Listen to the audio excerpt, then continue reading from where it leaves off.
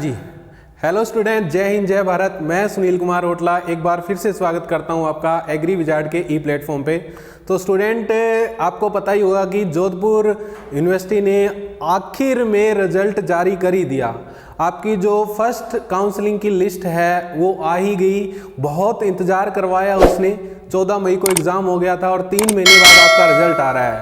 भाई पेपर तो इन्होंने क्या किया, बड़े फास्ट करवाया, लगभग आपको 40-45 दिन का टाइम दिया और रिजल्ट देखिए 3 महीने बाद जारी कर रहे हैं। तो इतना बुरा बच्चों के साथ क्यों किया? आप कम से कम उनको तैयारी करने का टाइम ही दे देते। बेचारे जो अभी 12th पास किए थे उनको टाइम ही नहीं मिला, समझ में नहीं आया कि क्या कौन सा सिलेबस कवर करें, कौन सा छोड़ें, कौन सा सब्जेक्ट पढ़ें। तो ये सारी चीज़ें थी। तो थोड़ा सा सोचना चाहिए कि आप रिजल्ट इतना लेट दोगे तो आप जो आपका पेपर है वही थोड़ा सा लेट करवा दो ताकि बच्चों को तैयारी का टाइम मिल जाए। वही चीज़ें है ना।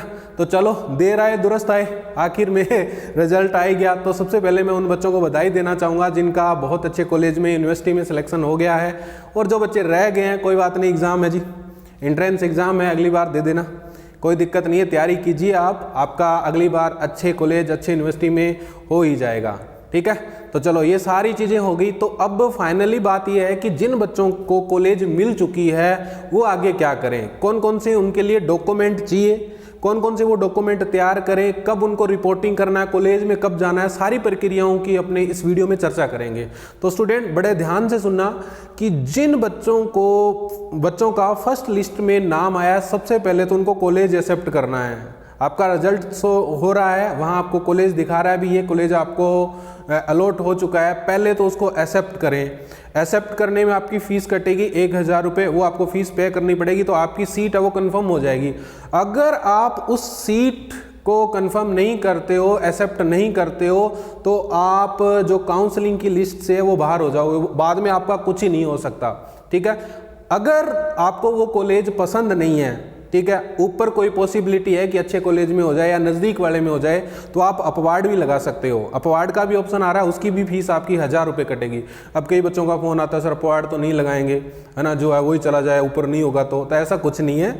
जो आपका कॉलेज है वो तो आपका रहेगा ही रहेगा। ठीक है, कॉलेज है वो रहेगा ही रहेगा। हाँ, पॉसिबिलिटी बनती है ऊपर तो आपका हो सकता है, अन्यथा जो सीट है वो आपकी रहेगी। सेकंड लिस्ट में अगर नहीं होता है तो आप कॉलेज को एक्सेप्ट जरूर कर लें। चलो, सारी चीज़ होगी। अब आपने कॉलेज एक्सेप्ट कर लिया। जिन बच्चों का फर्स्ट लिस्ट में नंबर आया, अब उनको दिक्कत है या उनको टेंशन है, सर कौन कौन से डॉक्यूमेंट हमें तैयार करने हैं जी, उसी की चर्चा करेंगे आज। तो देखो, मैंने आपके लिए जो यूनिवर्सिटी की ऑफिशियल वेबसाइट पर दिए गई चीज़ें हैं वही मैं बताऊँगा क्या क्या दिया। देखो स्टूडेंट, सबसे पहले बात करते हैं कौन कौन से डॉक्यूमेंट चाहिए। तो डॉक्यूमेंट में देखिए आपके हाँ जी, डॉक्यूमेंट में सबसे पहला डॉक्यूमेंट देखो, एक तो आपकी 10वीं की मार्कशीट, ये वाली माध्यमिक अंक तालिका। आपकी 12वीं की मार्कशीट आपको चाहिए, 10वीं और 12वीं की मार्कशीट।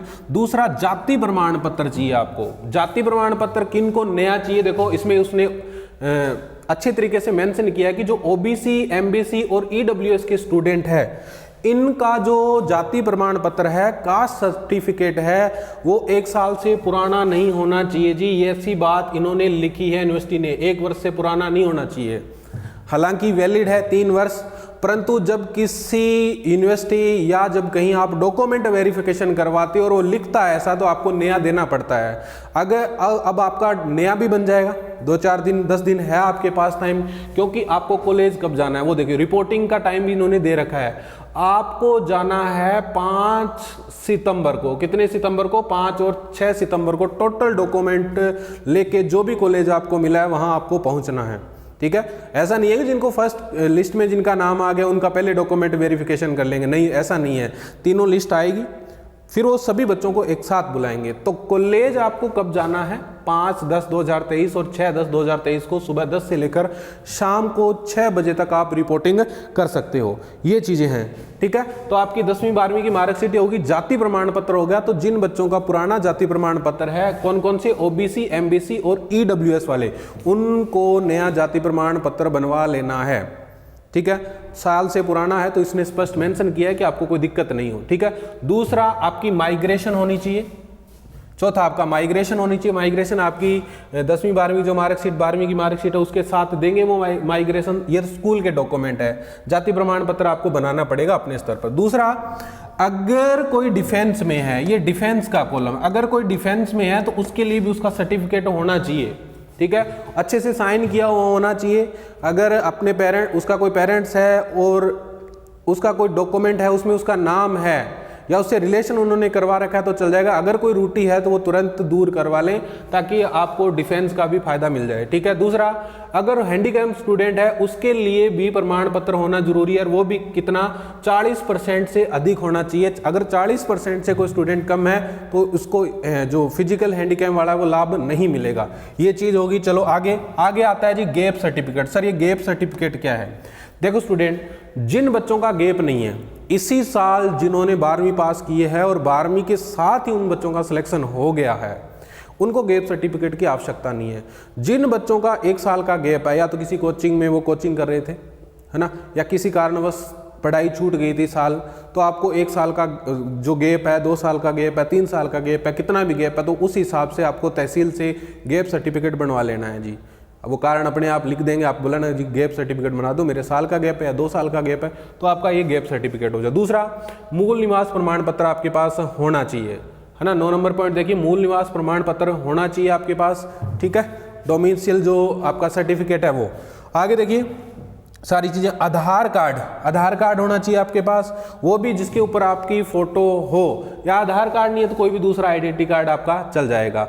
अब एंटी रैगिंग है, भी एंटी रैगिंग देखो ये कॉलेज में लगता है, ठीक है, वो कॉलेज वाले आपको प्रारूप देंगे, वो ही आपको देना है फिल करके। देखो इसमें लिखा है संबंधित महाविद्यालय द्वारा उपलब्ध करवाया जाएगा, जिस भी कॉलेज जिस भी यूनिवर्सिटी में आपका होगा वहीं वो उपलब्ध करवाएंगे, वो आपको फिल करके देना है, सीधी सी बात ये, ठीक है। ये हो गया एंटी रैगिंग का। अब क्या कि 4 पासपोर्ट साइज फोटो होनी चाहिए। फोटो कौन सी? जो आपने जेट के फॉर्म फिल करते समय लगाई थी वही फोटो होनी जरूरी है, वो ही होनी जरूरी है। अगर नहीं है वो अलग बात है, बाद में उनसे थोड़ा बहुत कन्विंस कर लेना, बल्कि अगर वो फोटो है तो उसी की ही फोटो आप निकलवा लीजिए। आपके पास 4 फोटो होनी चाहिए, ऐसा ये कह रहा है। अब दूसरा क्या कह रहा है? सीट आवंटन पत्र। हाँ जी, ये क्या है? सीट आवंटन पत्र का मतलब है कि आपको जो कॉलेज अलॉट किया गया है उसका अलॉटमेंट लेटर आपका डाउनलोड हो जाएगा। वो भी क्या कह रहे हैं ये देखिए, ये कह रहे हैं कि आवंटन पत्र 18 सितंबर 2023 या उसके बाद का मुद्रित होने पर ही वैध माना जाएगा। अब भी इन्होंने रिवाइज रिजल्ट जारी किया, एक्सेप्ट करेंगे उन्होंने रिवाइज रिजल्ट जारी किया है ना। देखो जोधपुर यूनिवर्सिटी को इस बार एग्ज़ाम कराने दिया था, बोले जी आप जब बच्चों का एंट्रेंस एग्ज़ाम ले लो, तो आपको पता ही है शुरू से ही गड़बड़ी होती आ रही है। सबसे पहले आंसर की आई, फिर रिवाइज आंसर की डाली उन्होंने भी और आंसर की सही नहीं है। दूसरा, फिर इन्होंने स्कोर कार्ड जारी किया तो स्कोर कार्ड भी दोबारा डाला इन्होंने, बोले जी दिक्कत होगी, है ना। तीसरा, इन्होंने रिजल्ट जारी किया तो रिजल्ट भी इन्होंने दोबारा डाला। अब आगे क्या तूफानी करती है वो यूनिवर्सिटी जाने, शायद हो सकता है कि जेट का एग्ज़ाम भी दोबारा करा ले, है ना। अब देखो इन हाथ में ये क्या करवा है, टाबरा साहब बहुत माड़ी करी है, कितनी माड़ी करी है बात सोचो थे। कद एग्ज़ाम हो, 14 मई को एग्ज़ाम हो, है ना। बेचारा गुलगुलिया सा टाबरा गरगा लावणी कराई है, बढ़िया नरमो चुगाए है ना, कोयला बना दिया टाबरा, बद्दुआ लाग सी यूनिवर्सिटी ने। तो बहुत बुरी की है यूनिवर्सिटी ने इनके साथ। 3 महीने इंतजार कराया, बच्चा यहाँ गुलगुला सा जब कोचिंग करता या पढ़ता, घरगांव भरते टिका गया। अभ्यर्थी द्वारा भरा गया जेईटी फॉर्म। और क्या डॉक्यूमेंट चाहिए? 14 नंबर कह रहा है कि जो आपने फार्म भरा है जेईटी का, जेट का फार्म भरा है, उसकी आपके पास जो स्लिप है वो होनी चाहिए, या आपके जो फॉर्म जो फिल किया है वो होना चाहिए। नहीं है तो आप डाउनलोड कर सकते हो ऑफिशियल वेबसाइट पर जाके, आपने जो फॉर्म भरा है। आगे क्या कह रहा है 15 नंबर पर? हाँ जी,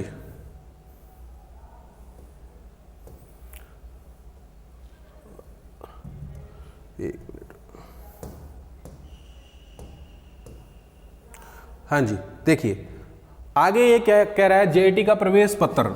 हाँ जी, जो आपको एडमिट कार्ड जारी किया गया था वो भी आपको चाहिए, ठीक है। और जेईटी 2023 में संशोधित स्कोर कार्ड। अब स्कोर कार्ड भी दोबारा आया था ना, पहले वाला स्कोर कार्ड नहीं चाहिए, दोबारा जो स्कोर कार्ड जारी किया था जिसमें आपके नंबर कम होके आए थे या बढ़ के आए थे वो वाला चाहिए। ये देखो लिख रहे हैं, ऊपर भी इन्होंने लिखा है कि संशोधित चाहिए और यहाँ भी लिखा है कि संशोधित स्कोर कार्ड आपका चाहिए, ठीक है। और 18 नंबर पॉइंट है, अंतिम स्कूल संस्थान में जारी किया गया चरित्र प्रमाण पत्र, यानी आपका करेक्टर सर्टिफिकेट चाहिए, जो लास्ट में स्कूल वाले जारी करते हैं कि आप इसका चरित्र बहुत अच्छा है या बहुत अच्छा स्टूडेंट है, गुड है, ये सारी चीज़ें ये स्कूल का है। आगे देखो ओटीपी सत्यापन प्रक्रिया के लिए अगला नंबर है 20 नंबर पे क्या कह रहा है कि मोबाइल नंबर पंजीकृत ईमेल लॉगिन वाला मोबाइल फ़ोन अवश्य लाएं। हाँ जी, जिस भी मोबाइल से आपका ओटीपी आ रहा है या आपने फॉर्म भरते समय जो लगाया है नंबर, वो फ़ोन आपको लेके जाना है वहाँ साथ में। ये विशेष ध्यान देने वाली बात है जी, फ़ोन लेके जाना या वो सिम लेके जाना जहाँ आपका ओटीपी वगैरह आता है, वहाँ दिक्कत नहीं है, ठीक है। तो इन्होंने स्पष्ट लिखा है। ये इतने सारे डॉक्यूमेंट आपको तैयार कर लेने हैं जी। इन सारे डॉक्यूमेंट का वेरिफिकेशन होगा जिस भी कॉलेज में, जिस भी यूनिवर्सिटी में आपका सिलेक्शन हुआ है, ठीक है। तो ये डॉक्यूमेंट समय रहते तैयार कर दें। अभी आपके पास काफ़ी समय पड़ा है क्योंकि 5 और 6 तारीख को उन्होंने बुलाया है आपको वहाँ डॉक्यूमेंट वेरिफिकेशन के लिए। तो ये सारे डॉक्यूमेंट आप तैयार कर लें। डॉक्यूमेंट तैयार करके कम से कम 3 कॉपी एक डॉक्यूमेंट की होनी चाहिए आपके पास, यानी कि जीरोक्स होनी चाहिए एक डॉक्यूमेंट की 3, 2 तो करवाओ ही करवाओ, कम से कम एक डॉक्यूमेंट की 2 कॉपी आप करवा के रख लें। इन सारे डॉक्यूमेंट्स की जो मैंने आपको बताए हैं 20 डॉक्यूमेंट, ठीक है। यूनिवर्सिटी के साइट पे है, आप वहां भी देख सकते हो, ठीक है। अब एक चीज इसमें रह गई,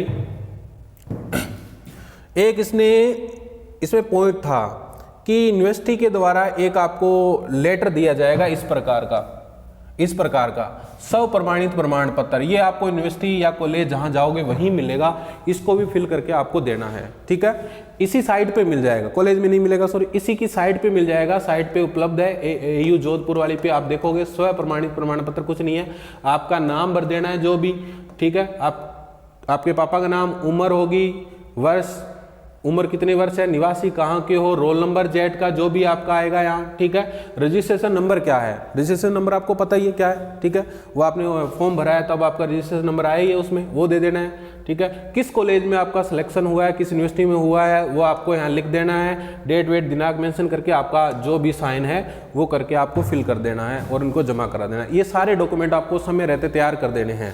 तो ऐसे ही जानकारी से जुड़े रहने के लिए, ऐसी जानकारी पाने के लिए आप हमारे चैनल को सब्सक्राइब कर सकते हो। और किसी भी प्रकार की अगर आपको समस्या आ रही है जेट के रिगार्डिंग तो कमेंट सेक्शन में जरूर लिखकर बताएं, आपकी समस्या का पूरा समाधान होगा। जय हिंद, जय भारत।